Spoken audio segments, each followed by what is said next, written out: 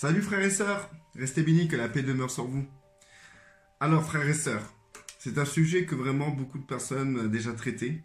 J'ai rien de nouveau, mais par contre je vais apporter quelque chose qui peut nous amener à la réflexion, comme d'habitude. Mes vidéos sont faites pour réfléchir et surtout nous rapprocher le plus possible du Père et de la personne du Christ. Donc du coup, ce que je tiens à vous dire frères et sœurs, c'est que il faut arrêter de venir vers les gens, de les juger et de dire que non, je ne juge pas. Vous arrivez vers les gens, vous avez une opinion sur la personne, vous vous êtes fait une opinion sur la personne et vous arrivez pour reprendre la personne. Et vous dites non, je ne juge pas, je reprends comme il est écrit dans la Bible. Frères et sœurs, est-ce que le Seigneur vous a demandé d'aller voir cette personne pour la reprendre ?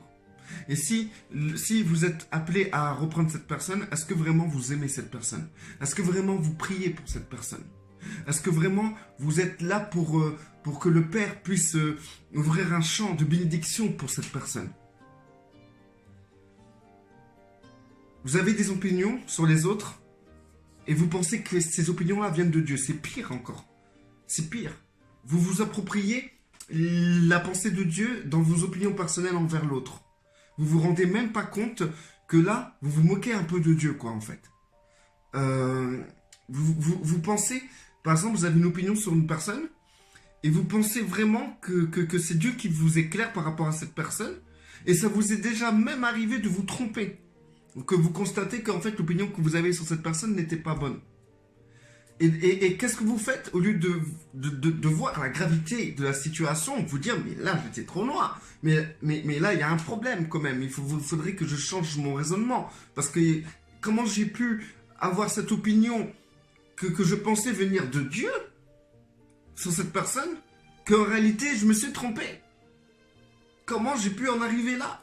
Et surtout se dire mais il faut plus que ça arrive.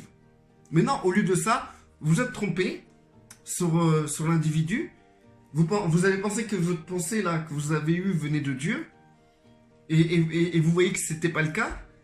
Au lieu de ça, vous continuez à faire pareil partout où vous allez. Parce que si l'opinion que vous avez eue de cette personne ne vient pas de Dieu, vient de qui? Si c'est une opinion qui vous induit en erreur, de qui elle vient cette opinion? Si ce n'est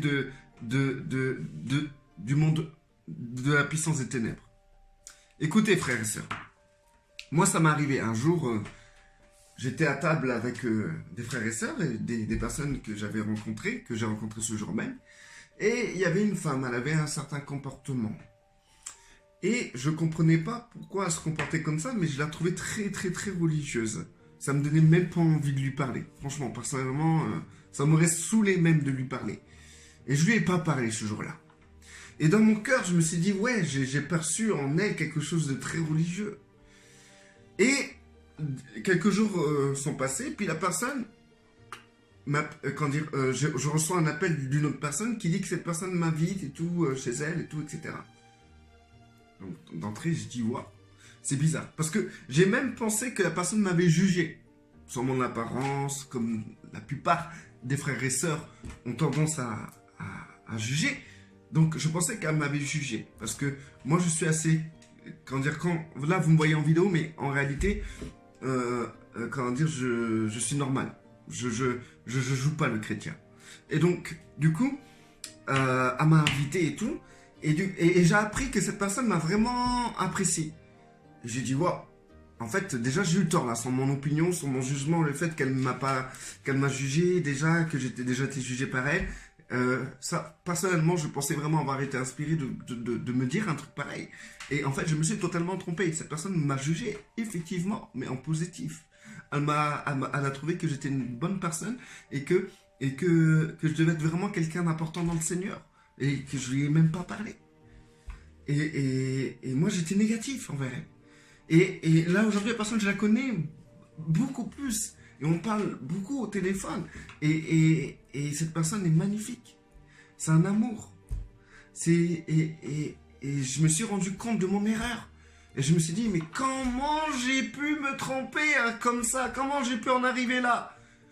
Et en fait, le Seigneur m'a éclairé cette fois-ci. beaucoup, qui est d'une manière plus spirituelle, on va dire, ça vient de lui, quoi, en fait. Et en fait, si vous voulez, j'ai appris la conversation qui s'est passée avant que j'arrive. Et en fait, il y avait des gens qui vantaient une personne, un pasteur. Et justement, la personne que je disais, oh, elle est bizarre, elle est religieuse, elle a dû me juger. Et ben, en fait, cette personne-là, elle était assez carrée, sérieuse, et elle employait des termes, des mots très bibliques, tout ça et tout. Et elle mettait en avant sa théologie, hein. Et du coup, comment dire, en fait, j'ai compris que cette personne-là a été victime, c'était une des victimes de ce pasteur. Parce qu'en fait, comme le pasteur lui a proposé des trucs dans son église qu'elle a refusé, et ben, ils ont commencé à mal parler sur elle. Et ils l'ont jugée. Et elle, quand on parle de ce pasteur, elle a été un peu renfermée. Et donc c'est ça que j'ai vu. J'ai vu son renfermement. Quand elle parlait, elle mettait que sa théologie en avant, etc. Et du coup, moi-même, quand dire ce qu'elle a dégagé, bah, j'en ai fait mon opinion. Mais en réalité, bah, j'étais dans l'erreur. Cette personne se comportait d'une telle manière parce qu'elle a vécu une telle chose. Et j'étais complètement à côté de la plaque, frères et sœurs. Et combien de fois, nous sommes tous à côté de la plaque. Maintenant, toutes ces mauvaises pensées que j'ai pu avoir viennent de qui? Ça vient d'où? C'est moi qui je me suis auto-produit des pensées comme ça? Ou c'est quelque chose qui m'a inspiré? Et si c'est pas Dieu, c'est qui m'a inspiré? Alors c'est ce genre de pensée envers ma soeur ou mon frère. Vous allez dire, mais c'est nous qui pensons comme ça. Alors frère, je te demande juste une chose. Ma soeur, écoute bien ce que je vais te dire. Pourquoi, quand nous allons dans une assemblée où il y a plein de frères et sœurs, bah malgré qu'on est content qu'on est ensemble, malgré qu'on est content de louer le Seigneur, ben, on a toujours des opinions négatives envers les autres. On regarde la sœur là-bas, elle dit, elle s'habille comme une prostituée, elle. Oh, l'autre, il a des dreads. Et lui, là, il loue le Seigneur, mais c'est vraiment un jeu qui joue. Et son parler en langue, je te parie que c'est un parler en langue qui vient du diable. C'est pas un vrai parler en langue. Et t'as le pasteur qui prêche et qui... Vous faites comme Internet, dans votre tête, c'est soit vous cliquez j'aime, soit vous cliquez j'aime pas, quoi, en fait. Vous avez des commentaires dans votre tête, comme vous faites sur Internet, sur les vidéos. Vous écoutez une vidéo et vous faites un commentaire... ouais, non, je suis pas d'accord avec ça, nanana. Et dans votre tête, c'est comme ça tout le long du prêche. Ouais, non. Ou bien quand le pasteur, il a raison, c'est génial, son prêche, c'est génial. Et dès qu'il y a un truc qui rentre pas dans votre façon de voir, c'est le pasteur... Il y a que des opinions de jugement envers les uns les autres quand on est rassemblés de cette manière-là. Frère, c'est vrai. Et si c'est pas ça, même si c'est pas ça, bah vous avez quand même des jugements qui viennent dans votre tête et vous les combattez en disant non, c'est pas un juger, non, c'est le combat tout le temps c'est le combat dans votre tête. Mais ça vient d'où tout ça, frères et sœurs? Est-ce que vous avez programmé cette pensée dans votre tête? Est-ce que c'est vous-même qui avez voulu penser ainsi? Si c'est non, dans ces cas-là, il y a une inspiration quelque part, un souffle, un vent de médisance, de jugement qui se rabale. Vous comprenez où je veux en venir, frères et sœurs? Partout où vous allez, c'est pareil. Vous allez dans votre travail, jugement. Vous allez, comment dire, même quand vous rentrez chez vous, c'est le jugement. C'est le jugement tout le temps. On juge tout le temps. On juge. Juger, vous allez dire, ouais, mais juger, nanana. Écoutez, juger, c'est simple. C'est quand tu vois l'autre et tu dis, bah, l'autre, il est comme ça, comme ça, comme ça. Voilà, c'est ça, juger. Voilà, c'est tout. Ouais, mais c'est pas condamner, c'est voir comment les gens y sont. Mais le problème, frères et sœurs, vous n'êtes pas en capacité de savoir comment l'autre, il est. Vous n'êtes pas en capacité de savoir, frères et sœurs. Par exemple, je sais pas, moi, comment dire, vous connaissez pas la situation des gens, comment ces gens vivent, où ils en sont avec le Seigneur. Le seul véritable jugement qu'il faut avoir, frères et sœurs, c'est l'œil de Dieu sur la personne. C'est comment Dieu a développé la personne. Malgré tout le reste, tout le reste qui n'est pas encore développé. Un vrai jugement, frères et sœurs, qui est spirituel. C'est pas genre que tu vas voir quelqu'un et tu vas dire, toi, tu as péché, repens-toi. Dans ces cas-là, l'autre personne peut dire la même chose. Toi, tu as péché, repens-toi aussi. Mais bien sûr, frères et sœurs, dans ces cas-là, quand tu accuses quelqu'un, l'autre peut t'accuser. Parce que t'es pas propre, frère. T'as un problème, ma soeur, toi aussi t'as un problème. Vous avez tous des problèmes, on a tous des problèmes, frères et sœurs. Nous sommes tous appelés à travailler notre vie, notre âme, notre chair, notre comportement. On a du travail, frères et sœurs. Mais le véritable jugement qu'on doit avoir avec l'autre, envers l'autre, c'est le travail que Dieu a déjà fait sur l'autre.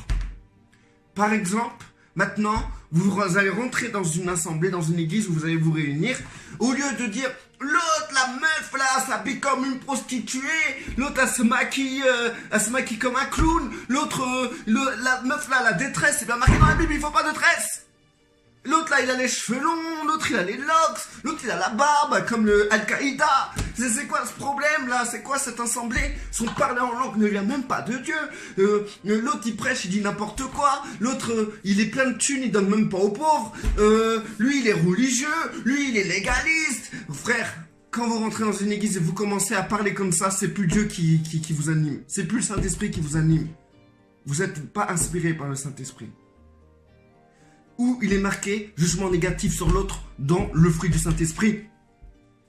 Frères et sœurs, maintenant, le véritable jugement, frères et sœurs, c'est que quand vous rentrez dans cette assemblée, par exemple, eh ben, vous voyez le travail que Dieu a établi dans chaque personne. Le petit travail, même si Dieu a travaillé un tout petit peu, eh ben ça, c'est de l'or dans cette personne. C'est Dieu dans cette personne, frères et sœurs, c'est son œuvre. Et faites-moi confiance, Dieu travaille les cœurs. Donc chaque personne que vous pouvez rencontrer et qui se dit enfant de Dieu, c'est une personne que Dieu a travaillé dans son cœur. Une personne qui appartient à Christ, c'est déjà quelqu'un qui a été travaillé à 80%. Imaginez-vous, la personne c'est carrément une nouvelle créature qui est en lutte avec son ancienne créature. C'est-à-dire, c'est une nouvelle créature, donc il est changé. À 80%, les 20% qui restent, c'est juste sa chair qui veut reprendre le dessus sur cette terre. Et sa chair qui est manipulée par les puissances démoniaques et occultes quotidiennement. Donc, au lieu de juger les gens dans leurs 20% de chair, dans leurs 20% de manipulation démoniaque, jugez les gens sur leurs 80% de travail que Dieu a établi sur chaque personne. Par exemple, frères et sœurs, toi qui m'écoutes, si je te vois, frère, ou ma sœur, eh ben, je vais plutôt voir ce que Dieu a travaillé en toi. C'est comme ça que je vais contacter Dieu à travers toi. Tout le reste, là, ta chair, tout ça, allez, je mets de côté. Ça m'intéresse pas. C'est quelque chose, de toute façon, que Christ a plié à la croix. Ça va disparaître. C'est de l'imagination. Par exemple, tu vas venir vers moi, tu fumes un club. T'es chrétien, tu fumes un club. Je vais pas dire, ah, l'autre il fume un club et tout. Ah, il doit grandir encore, lui. Et punaise, il est loin, le gars. Oh, il est loin. Oh, punaise. Non, je vais pas me dire ça. Mais plutôt, je serai auprès de toi, même si tu m'envoies la fumée dans la figure. Eh ben, je saurai reconnaître l'œuvre que Dieu a fait dans ta vie. Je rechercherai ce trésor. Cet or que Dieu a établi dans ta vie, dans ton cœur. Et je le verrai. Je le verrai parce que je vais chercher à le trouver. Je vais chercher. Qui cherche, trouve. C'est ce que Christ a dit. Cherchez l'œuvre de Dieu dans chaque frère et sœur et vous trouverez Dieu dans le frère ou dans la sœur. Pour les gens du monde. Alors, qu'est-ce que vous avez à juger les gens du monde? Les gens du monde, vous ne devez pas les juger. C'est des gens qui n'ont pas Christ. Ils n'ont aucune capacité de vivre d'une manière pieuse. Malgré que les gens du monde sont souvent plus pieux que certains chrétiens. Mais comme je vous ai dit, je ne vais pas juger ce manque de piété chez le chrétien. Je vais plutôt juger ce que Dieu a fait dans le chrétien. Vous comprenez ce que je veux dire, frère? Ça change tout. Ça change tout. Vous voulez contacter Dieu à travers l'autre? Eh bien, c'est dans le travail que Dieu a déjà établi. Changez votre façon de voir les choses. Soit vous avez le regard de Dieu, parce que Dieu va regarder ce que lui, il a bâti, et ce qu'il va bâtir.